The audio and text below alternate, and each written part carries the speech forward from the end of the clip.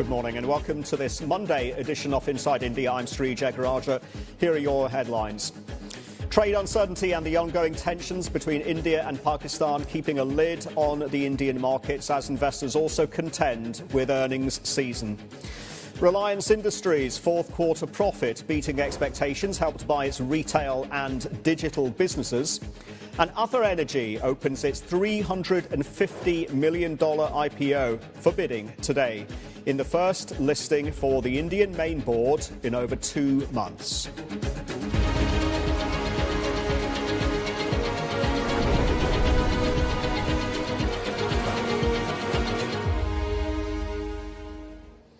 Welcome, everybody. Let's take a look at the broader APAC view in these equity markets in our region. It is looking positive, with a few exceptions, as you can see there. The Straits Times, our domestic market here in Singapore, off just slightly, and fractional losses for the Hang Seng Index.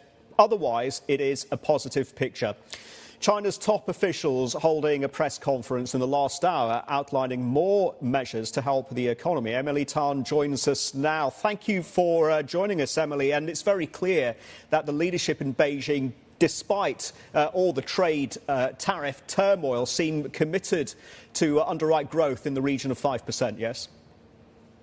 Yes, and they are committed and they are confident, they say, in achieving the full-year economic growth target of around 5%. The State Council holding a joint press conference with the NDRC as well as the PBOC. I'll just bring you up to speed on some lines that have come through in the last hour, that some new policies will be rolled out in the second quarter, and they're going to be unveiling policies based on changes in the economic situation. 3.08 million new urban jobs were created in the first quarter, and that China has ample policy tools to support employment. From the PBOC side, they are intending to keep the yuan basically stable, and that they will continue to implement appropriately loose monetary policy, and then they will step up support for the economy. Now, this press conference coming on the back of the Spring Politburo meeting, which took place on Friday, where policymakers pledged to support firms and workers most affected by tariffs and prepare for the worst-case scenario. That, of course, alluding to the trade war with the United States. They're going to be accelerating debt issuance, easing monetary policy, and to support employers. There was no announcement of any additional spending and no rush to launch stimulus. What we should point out here is the Politburo meeting is intended to set the policy tone and does not really unveil any detailed implementation policies. That is up to the individual departments to come out and have their joint press conferences to detail their policy plans. And that, of course, is what we're watching out and looking out for the State Council, the NDRC and the PBOC, of course, just holding their press conference since 10 o'clock this morning with the latest on how they're going to be, of course, contributing to economic support. Sri. Emily, excellent. Thank you very much indeed for that. Now, the Indian markets join us in about 45 minutes' time. And the narrative is now threefold. On the one hand, tariffs and global growth concerns. Q4 earnings season continues to roll out. And now a new troubling dynamic that is haunting the Indian markets, and that is the risk of renewed Indo-Pak tensions. Let's give you what Gift Nifty futures are indicating for the market open in the region of 24,262. Remember that last week the benchmark Nifty 50 did fall below its 200-day moving average on Friday, and that signals a potentially bearish trend. In the meantime, another big story for us is Ather Energy, which will open subscriptions for its India IPO today. The near $350 million listing will be the first major one for the main board in over 2 months. Ather is a specialised EV manufacturer focusing on two-wheelers, and it offers a complete ecosystem from software to charging infrastructure, all developed in India. The majority of the shares will go to qualified institutional buyers and 10% for retail investors. The company intends to use part of the proceeds to build a two-wheeler manufacturing facility in the state of Maharashtra. Its shares are expected to hit the BSE and the NSE on May the 6th. And Reliance Industries in focus after the Indian conglomerate beat quarterly profit estimates backed by strong performance in retail and the digital businesses. That helped to offset weakness in its refining and chemicals businesses. Chairman Mukesh Ambani flagged that FY 2025 was a challenging year for the global business environment with weak macro conditions and a shifting geopolitical landscape. We'll check the stock reaction when the markets open, of course, in less than an hour from now. Right, let's bring in Sunil Thirumalai now, Executive Director and Head of EM and Asia Equity Strategy at UBS Investment Bank. They recently upgraded their view on India to neutral from underweight. Sunil, thank you for joining me. Just unpack and just tell me what is behind the upgrade when the World Bank and the IMF are downgrading their headline growth forecasts for India. Yes, thank you. Thank you very much. Good morning, Sri. So you need to, understand we are giving this rating on a relative basis relative to the rest of emerging markets and rest of Asia. So we've been underweight on India on a few concerns, on a few reasons. It's not just valuations; it's high valuations, higher than usual, coupled with fairly lackluster performance from companies over the last 1 to 2 years, and especially recently you're seeing intense earnings cuts, much more than what you see for the rest of the region. But why an upgrade now? It's in the context of the tariff tensions and the trade tensions that are going on. We felt it's better to look at markets which are kind of immune and defensive. So we basically defined defensive and domestic exposures as preferred criteria in this context. Keep in mind, again, this is relative. China as a market actually ticks all of those boxes as well. So China remains an overweight for us, but India, on a relative basis compared to other markets, which are tech-oriented, or Korea, Taiwan, etc., it made a lot more sense. In saying that the downside for India is probably contained in this kind of a situation. Now, the GDP forecast cuts that you mentioned, that's going through for almost all markets, given the source of those worries, is basically the tariff. So it's kind of common for all markets. We are looking at it from a relative perspective. Understood. How compelling is valuation, Sunil, now after the drawdown from the highs? And have we almost returned to a buy India, sell China, risk-reward narrative within EM broadly, given the sheer tariff arbitrage with India at 26% versus China's, 125, 145%? Yes, that's the most important question that we are also facing, when in our conversations with investors. Let's look at some facts. Let's start with valuations. In our numbers, India is still about 20% above its 10-year average valuations PE multiples, whereas China is 20% below, right? The rest of EM is pretty much on par with their long-term history. So India is still at a premium, in spite of the drawdown that you mentioned since September last year. In terms of tariffs, again, when we look at the composition of the indices, both China and India, the MSCI indices, the stocks in the index are generally domestic facing. They're not exporters. So when we look at, MSCI China, about 85% of top line comes from within China. And the same number for India is about 77%. So these are both markets and bunch of stocks which are fairly domestic and inward facing, not so much exposed to global trade flows. So then that it all boils down to the difference between 26 and 145. How long will 145 last? We already see that it's some carve-outs have happened for 1/3 of the exports to the US, and which government has the better ability to give a stimulus given their own balance sheet and fiscal constraints in case there is a slowdown. Yes. So combining all those factors together, we still feel the risk reward is far better in China than in India. Do we need to rethink that, Sunil, given the wall of worry does seem to be rising, especially when you consider later on the Indo-Pak tensions? And how significant was it that the benchmark Nifty 50 did drop below the 200-day moving average on Friday? And how concerned should we be as investors in terms of what appears to be an escalating India-Pak tension?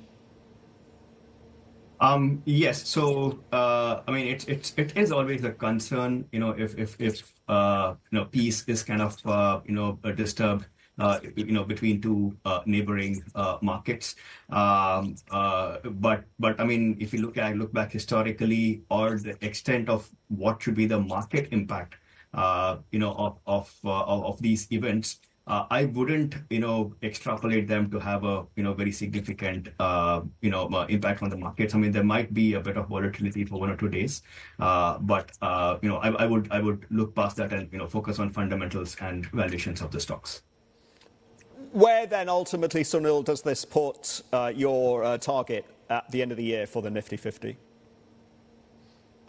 So our India strategist, Anubhav Agarwal, he has a 26,000 target for end of the year. But of course, you should keep in mind that, when we look at it across markets, we do have relative targets and, relative preferences. And within the market, the India strategy team prefers to look at financials, consumption, and auto among the sectors. Great. We'll get onto those sectors in a short while. Sunil, how closely are you watching the US-India trade talks? And if a bilateral agreement is concluded by around autumn, then is this largely priced, or could Indian equities gap higher on the headline? No, I mean, I don't. I mean, if there is a deal, between the US and India, I think this will be genuinely positive. It's one of the few early deals that the Indian government and India as an economy has been open and willing to get into a deal. But we do understand that there are a lot of sticking points and then points of difficult negotiations ahead on farm tariffs. On there are demands from the US side on things outside of trade and tariff itself, including things like opening up the retail market for some of the US e-commerce firms, etc. So there are some places where I think the Indian government will be fairly easy to let go of, but there might be other places which are a bit more sensitive. But if a deal does happen, it should be positive for the market for sure. Turning to Q4 earnings, Sunil, we received some mixed signals, especially from IT services and consumer stocks. What do you make of the story so far, and how concerned are you about guidance risk, especially from those sectors and names that are directly exposed to a growth scare, possibly even a recession in the North American markets like IT, and how should we approach FMCG? Yes, I mean, I think the companies globally and in India are going through a period of extreme uncertainty, right? So I think it's, you're seeing even globally many firms are kind of withdrawing their guidance given the kind of situation that we are going through. So I think it's understandable. I mean, that you may not get the most bullish of outlooks, even from the Indian companies.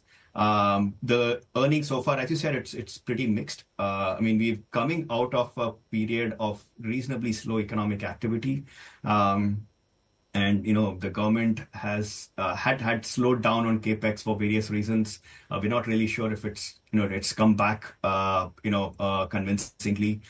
We're also, coming off a period of, tightened regulations on credit and lending.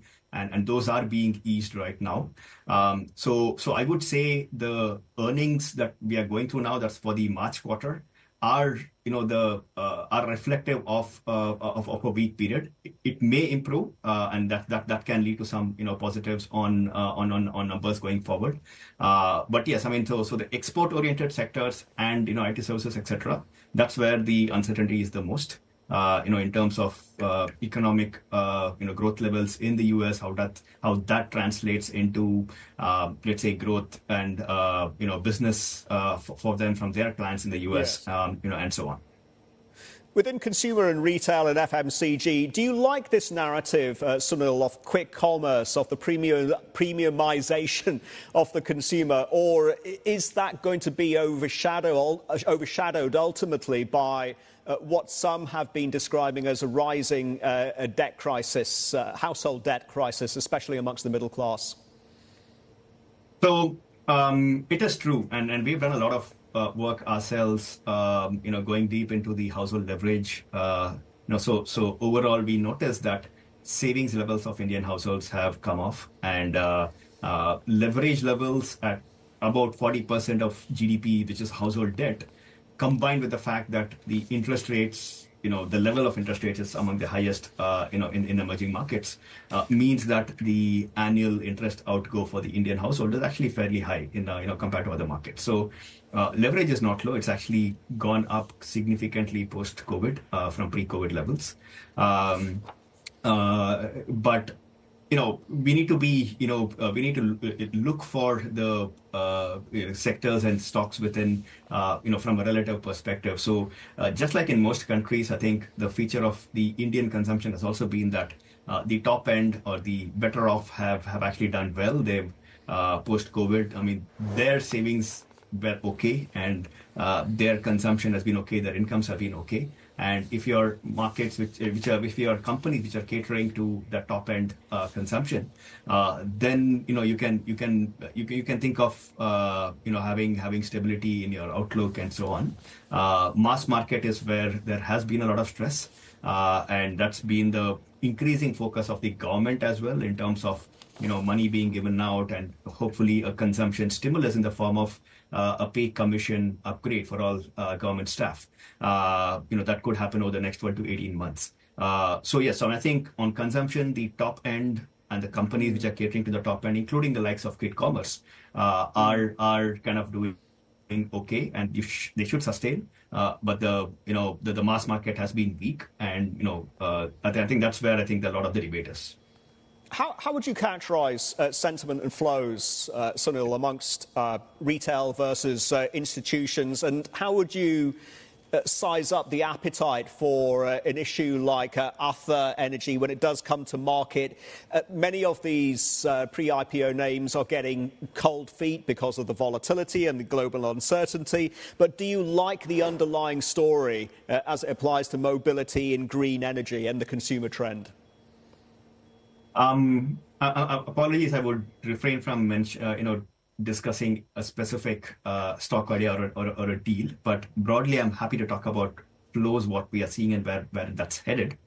So if you look at foreign money and foreign investors, starting September, October last year, we've seen a long period of selling, by foreigners, and that was one of the reasons why the market was weak. It's kind of changed recently, a couple of weeks of decent inflows, but I'm suspecting that's also true for most of the region as well. But increasingly, what we observe, not just in India but in many emerging markets, is that the direction of the market over long periods of time is driven not by foreign money; it's driven by domestic money. And when you talk about domestic institutions, I see them as, channels or proxies for household flows anyway, because the main source of the money that they get is household money. So it's important to understand where household flows, are going. They've been fairly robust in India. You're looking at the products like SIP into mutual funds, systematic investment plans. They've been holding up. They've seen some slowdown in the months of Feb and March, yes, but they're still positive and big. But overall, that's been an area of kind of not worry, but it's something that we are very closely watching for.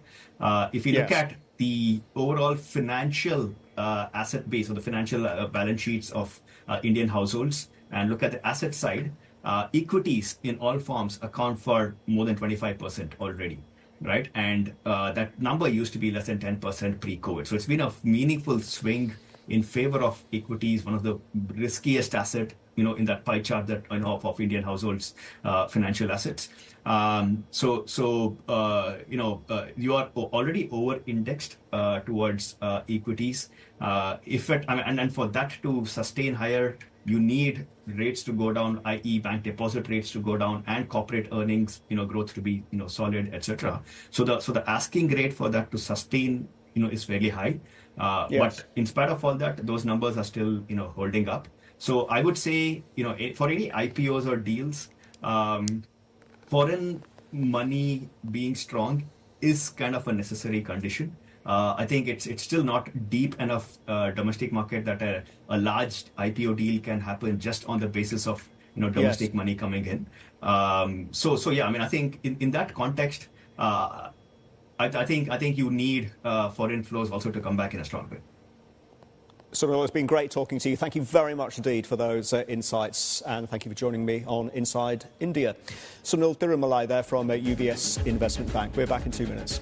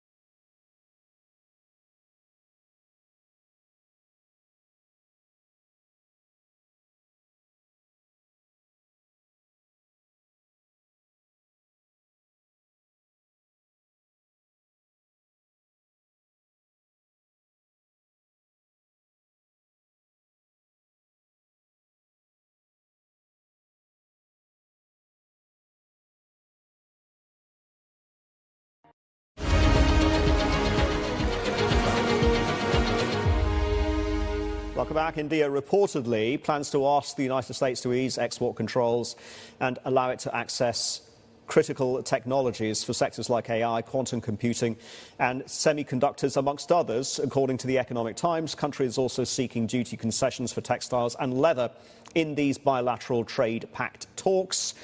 According to sources, while the US wants concessions for automobiles and agriculture. Staying with trade talks, Japanese Prime Minister Shigeru Ishiba arrived in Hanoi yesterday as part of his 4-day trip to Vietnam and the Philippines. Lynn joins us now. What can we expect if this is all about diversification from his Southeast Asian tour? Yeah, indeed. So the context here is that President Xi has just visited Southeast Asia. We know that the US is increasingly looking inward. So a part of this will be that strategic signalling to come through from Tokyo to say to countries like Vietnam, we are present and active in the region. We want to continue to work closely with you in terms of trade and security as well. And on that trade relationship, I think as far as Tokyo is concerned, it really sees Vietnam as that stable and inexpensive manufacturing place, because we know that a lot of companies within Japan Inc., whether that's Toyota, Honda, Nintendo, Nidec, just to name a few, they've set up manufacturing plants in the country there. We know that Ishiba will be also meeting with a number of company executives while he is on his visit to Vietnam. So that's going to be a crucial point because, of course, the situation with the country in terms of those so-called reciprocal tariffs is not good as well, right? So it's a really high rate that's also being levied. So there will be likely talk on that front. And then on the security front, I think we're expecting perhaps some developments as well, given that the two countries share the same concerns in terms of Beijing's military assertiveness in the South China Sea, in the East China Sea as well. Some talk that potentially there could be some military equipment agreements signed or something to that effect as well. And then I'm also interested to see whether there's any developments on the critical minerals front, because we have seen that Beijing has used that as a bit of a leverage, right, in terms of any kind of trade dispute. Japan is very concerned about its reliance on Beijing on that front, and Vietnam has ample supply. The issue with that country, of course, is in the infrastructure and the production and processing facilities there. So will there be a deepening of cooperation on that front as well? It's a mad scramble to diversify into Southeast Asia, isn't it? It's no longer just China plus one, but China plus several others. And Lynn, Japan's trade negotiator has been racking up the air miles, and he's leaving for DC this week for a second round of trade talks. What's on his agenda? Well, we heard from the US president on his way to Pope Francis's funeral at the weekend, and he was asked about the state of play with trade talks with Tokyo. He said that it's going great. He said, quote, "We are very close to a deal." But it's interesting because it seems like the optics from each side seems to have diverged a bit, because the rhetoric coming out of Tokyo seems to be an emphasis on content rather than on speed. We heard from Ishiba before Parliament last week saying that we're not just going to give in to a whole bunch of concessions in order to get a deal. And certainly we're hearing from analysts saying that perhaps this is a leverage point for countries like Japan and South Korea, that perhaps it's the US that need this more at this stage, because they've seen a massive sell-off across US assets here, and they need to send a message that there is stability to investors as well as other trade partners. But as far as what we can expect to be on the table here, there's been a lot of talk around commodity space, and at the weekend some reports surfacing that there could be a bit of a concession in terms of allowing for greater imports of corn coming through from the US, which is seen more as a win-win, because Japan has an inability to be able to scale up significantly. It is expected that they're going to need a lot more corn imports because of their targets in terms of green energy and the fact that it's needed to make bioethanol. So that's one part of it. Also, soybean is another particular commodity, and rice, although that is a lot more controversial given the cultural significance of rice and the fact that, politically speaking, rice farmers also have quite a lot of sway as well in the country. Non-tariff barriers vis-à-vis the Japanese yen and the currency, I'm sure, are going to be a point of contention too in these talks, which are going to be challenging. Lynn, thank you very much indeed for that update. Coming up, we'll talk about the role of family offices in driving India's economic growth. Pawan Jain of Ashika Group joins us after the break.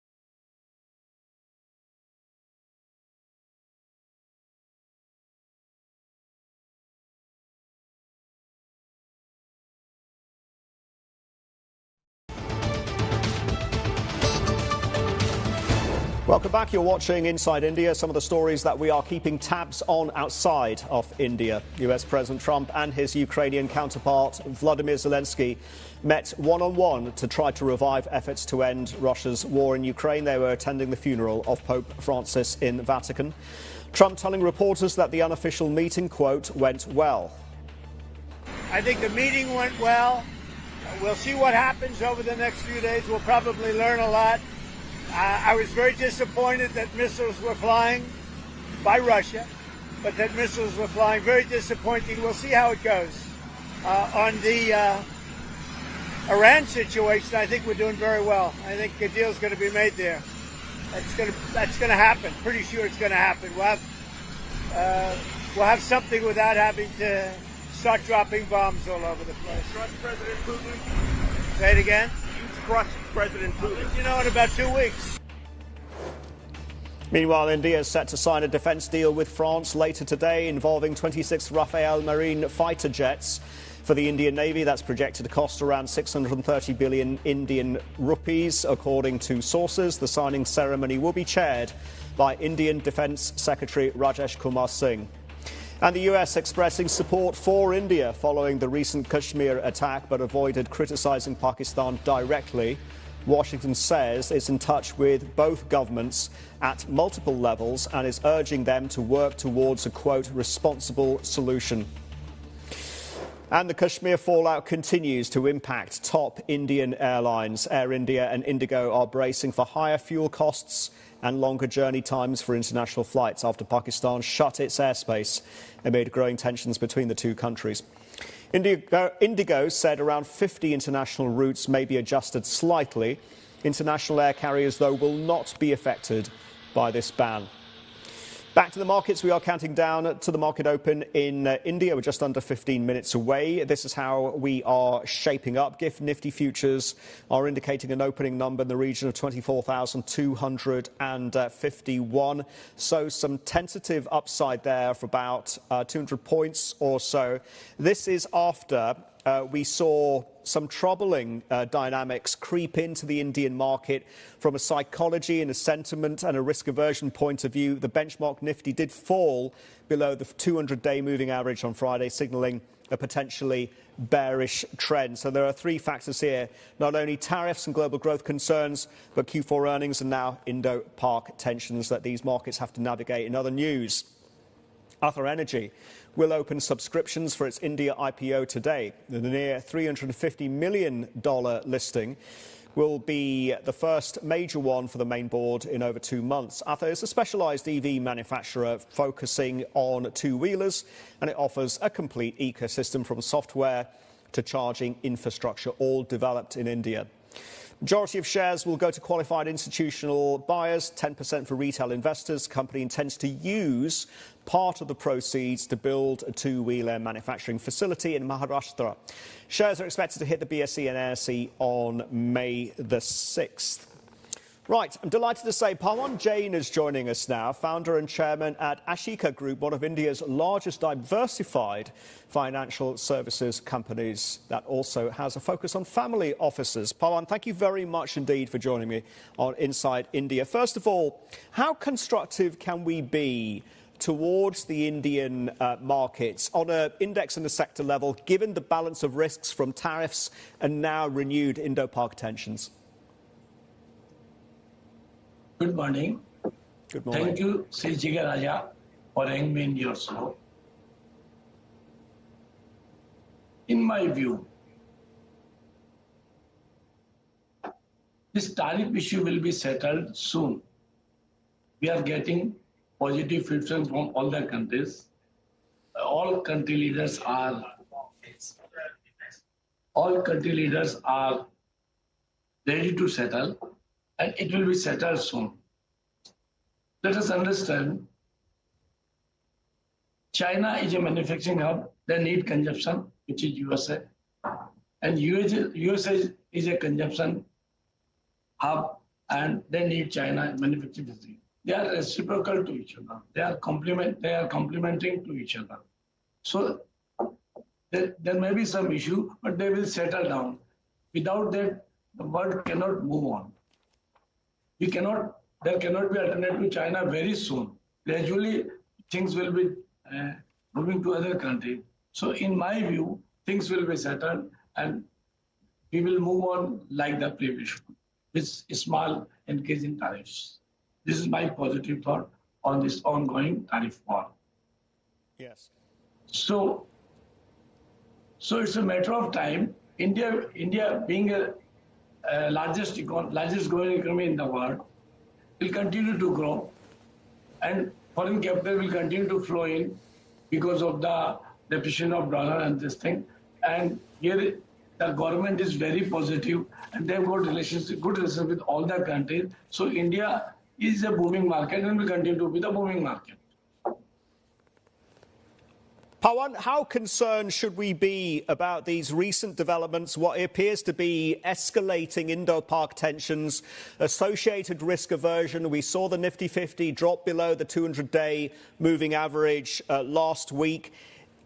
How concerned are you about what appears to be another brick in the wall of worry here? I think it is also temporary. You see that today gift Nifty is up. So these are the political things, political issues. Things will be settled down. Yeah, there is some issues, but it will not convert into full-fledged war. Because both the country cannot afford to have war at this time. Particularly Pakistan cannot afford. Seeing Pakistan will take a prudent decision and will be supportive in future. Seeing the entire world is supporting India. So it is difficult for Pakistan to have a war. It's a matter of time. Escalation happened in the past also. A lot of times happened and it settled naturally. In my view, if you give the time of say 10 days, 20 days, 30 days, it will settle down. We were speaking earlier with Sunil Thirumalai from UBS. His team has got a 26,000 target, end-year target, Pawan, for the Nifty 50. Does that sound ballpark to you, or do you have it even higher, or are you less optimistic about the outlook? I'm very much optimistic. I'm sure 26,000, which is around the in the high, it will touch by March 26. Not December, by March.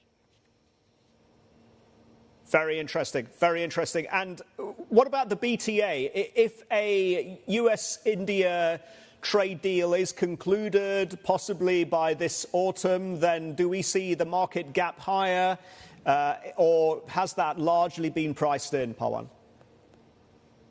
I'm confident India is moving fast and diplomatically moving very silent way, and things are moving, and India will be among the first nations who has finalized the treaty with the US and in favor of India.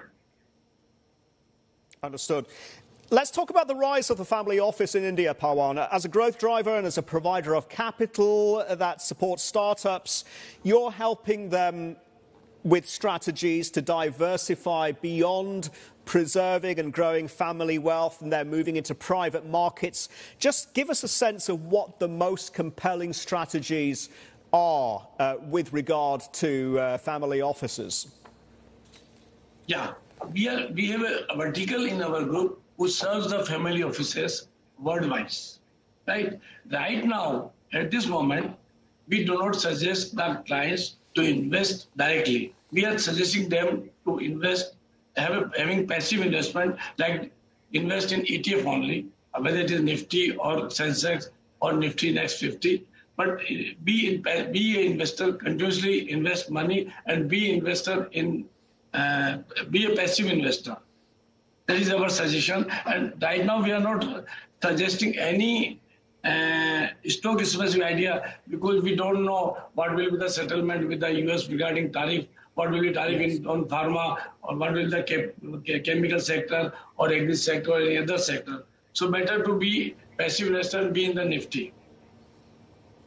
Understood. And what looks compelling, Pawan, in the Indian startup scene? Because a lot of capital that may be coming from the private offices, the family offices is going to be directed into the private markets, right?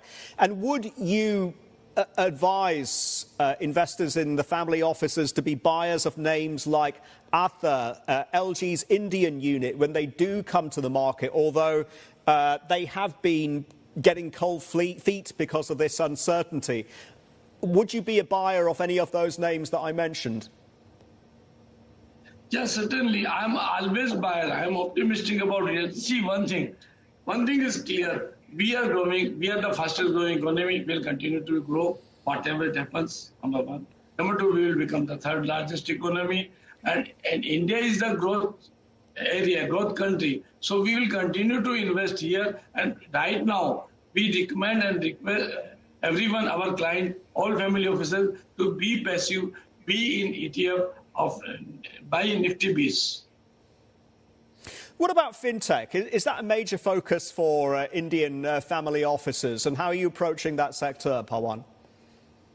See, if the Indian family offices want to invest in America, the limit is very less. So we are not right now aggressively recommended. Previously, we recommended the Hong Kong market.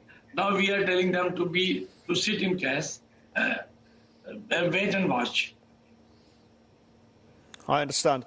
And if I can turn to the opportunities amongst the NRI market and those investors, I've been hearing a lot about the potential and the potential growth of the Middle East India economic corridor. How is Ashika Group capitalizing on that?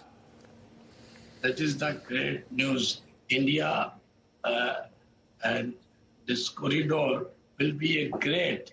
And now, now you have seen Saudi Arabia is also investing into India. They have become a good partner. They are the good investor here. And due to this, the money flow will increase and India's economy will boom. And this will happen. Our government is very serious and has a concrete plan, and it will happen, and the money flow will increase along with the other countries, increase from Arab countries.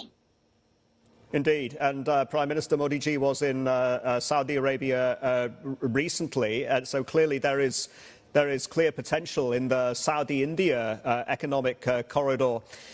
What about Bitcoin, cryptocurrencies, Pawan? Is that an opportunity for Ashika Group and family offices? So we don't recommend, we don't understand, and we are not bullish or bearish on this sector. So we ourselves is keeping stay away, and we are requesting our client or to stay away from this. So it's gold. Well, India it is not legal, so we can't think of this thing. Understood, Pawan. So is gold continue to be the default opportunity despite these levels that we are seeing, these record-breaking levels? And how much would you advise your clients to hold? I will advise our client to be whatever they've invested. Now, keep hold. Don't invest more. If I'm of the view, within 90 days things will settle and gold will come down. Pawan, we'll leave it there, sir. Sorry, please. Please continue. People are buying gold because China is buying, or other countries are buying aggressively due to escalation of tariff and other wars. Things will settle down. World cannot afford a full-fledged war. So gold ultimately does not have any value. Gold has a value as a safety. This is a time that people are feeling unsafe. That's why gold prices are increasing. When the people feel now we are safe, it will come down naturally. Yes. We may have seen the short-term peak. Pawan, we'll leave it there, sir. Thank you very much indeed for joining me today on Inside India. Pleasure talking to you. Pawan Jain there from Ashika Group. Right, we touched on this but with Pawan, the Middle East India corridor and how that is taking off. And let's shift our focus there to that region, to the Middle East. Dan Murphy is joining us from Dubai. And what are you covering on the programme today, Dan? And great to see you. Great to see you as well, Sri. We'll look first to the markets. We're seeing risky assets essentially taking what some are calling a breather here. But just how fragile is this rebound that we've been tracking? On Access Middle East, I'm going to speak with Eric Robertson from Standard Chartered. He joins us to break down the risks and why he says Middle East markets could be caught in the next wave of global volatility. So a lot to unpack there. Plus, with oil prices still looking soft, of course, growth fears also rising after the World Bank and IMF downgrades last week. Fitch was out with a note saying the real threat to the GCC banks may be much bigger than expected US tariffs. Interesting, right? So I'm speaking with Sheikha Al-Bahash, she's Group CEO of NBK out of Kuwait. She's going to tell us how exposed her bank is and how they're bracing for what could potentially happen next in the region. So Sri, all of that plus more coming up on Access Middle East. Don't miss it. You're speaking to a good friend of the network as well, Eric Robertson over at Standard Chartered. Dan, looking forward to it. Over here, we are counting down to the market open in Mumbai. We are back in 2 minutes.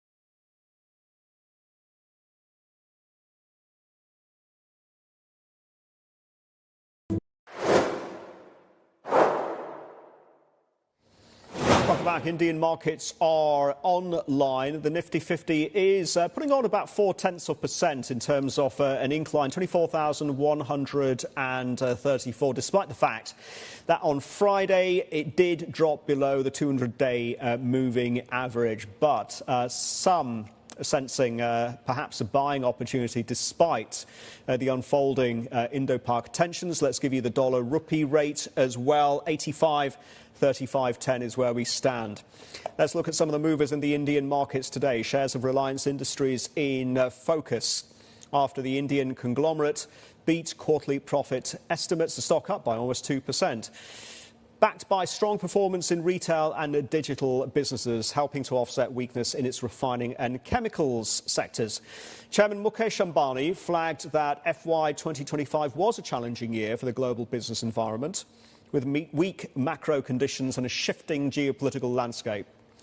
Today, we'll be getting a raft of earnings with around 24 major companies set to report, including Aditya Birla Sun Life, Adani Green Energy and Adani Total Gas. Those stocks are looking like this in early trade, broadly positive with the exception of Aditya Birla, which is off just by a fractional 0.4%. Shifting gears to Trump, tariffs and the trade war. There's been a lot of chatter about how they will impact low-cost retailers and drop shipping businesses. CNBC's digital reporter Ernestine Sue is here with more. Ernie, first of all, just walk us through this business model of drop shipping. What is it and how does it work? Sure. Good morning, Sri. So drop shipping is a type of e-commerce fulfillment model. And if you've ever purchased something on Amazon, chances are you've also purchased from a drop shipper. Essentially, they are the middlemen between suppliers and buyers. So typically, a drop shipper would set up an online store through a website like Amazon, AliExpress, or Shopify. And when a buyer makes a purchase through their store, that order gets sent directly to the supplier, who often sits overseas, probably in China. And that supplier would then package the item and ship it directly to the customer. So the dropshipper doesn't have to carry their own inventory. It's common amongst younger entrepreneurs as well as side hustlers because that's part of the appeal, right? It does not cost too much to create that sort of business. And right now with dropshipping, the thing to note is that they make their money off of margins, right? So buying low and selling high. A lot of the times, this involves supplying from China and shipping to developed markets such as the U.S. So as you can imagine, with the current tariffs on Chinese goods entering the U.S., this has just taken a big hit. They're really at the sharp end of tariffs in a big way. As for India, this is a business model that is gaining traction, and I would imagine it is really a marriage made in heaven with quick commerce on the rise. Deloitte projecting that the domestic drop shipping market there will reach $5 billion by the year 2028. What kind of impact are we talking about in the Indian context, and how are entrepreneurs dealing with this? Absolutely. So a lot of drop shippers have already seen their margins slashed. And I've also spoken with a couple of e-commerce experts, and they tell me that they're actually worried that some of these drop shippers might not survive this time. And there are a couple of reasons for this, of course. For one, there's the current tariffs on goods imported into the U.S. On top of that, there's the de minimis exemption. Now, this is what will impact drop shippers the most, because this provision has historically benefited these e-commerce entrepreneurs as well as other low-cost retailers like Temu and Shein. And so it's allowed packages that are worth $800 or less to enter the U.S. duty-free, right? But on May 2nd, this is going out the window if things stick. So when that happens, it's not only going to impact some of these retailers and some of these drop shipping businesses, but it'll also impact American consumers. And on top of that, there have been some major delays at the U.S. borders due to package inspections since the announcement of these tariffs. So this has just caused some customers to cancel their orders, maybe ask for refunds on their orders, and of course this is no good for business. You would imagine, though, that once the dust does settle, then maybe the drop shipping sector or the subsector would come back stronger, having learned from this experience, and you would have seen some consolidation as well in that particular area. Absolutely. So based on my conversations, a lot of drop shippers are also pivoting their business. Right. They're looking to sell in places like Europe or Australia, and of course that's in efforts to dodge the tariffs, right? But I mean, you know what they say about times of change? I think they could also be the best times to innovate, and I think that entrepreneurs, being as adaptable as they are, they might take this as an opportunity to maybe pivot their business and maybe even grow their business in the long run.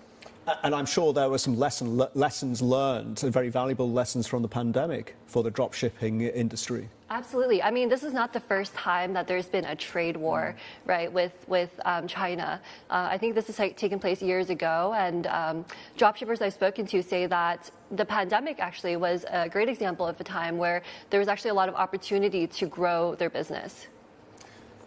Ernestine, thank you very much indeed for that. And I do commend you to read Ernie's full digital piece. Head over to CNBC.com to read all about it.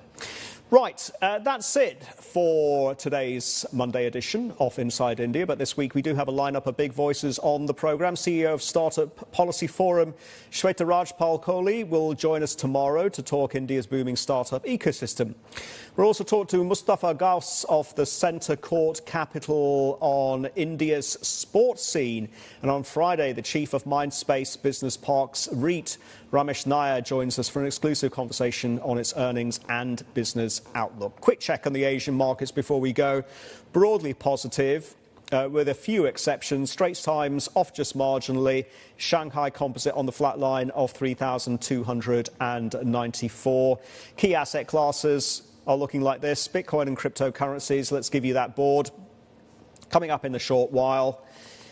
And while we're at it, broadly negative actually for the cryptocurrencies. Ether is down by 1.2%. Let's give you gold as well. We were talking about the safe haven. It looks as though it may be at something of a short-term peak at around 3,500. And there we go. It's trading around 3,300 now, pivoting around that level. Let's give you oil as well while we're at it to round off the commodities complex. Looking stable at 63.17 WTI. Brent crude just a wee bit below the $67 a barrel threshold, 66.96. That's all the time that we have today on Inside India. Do keep watching CNBC. Access Middle East is coming up next.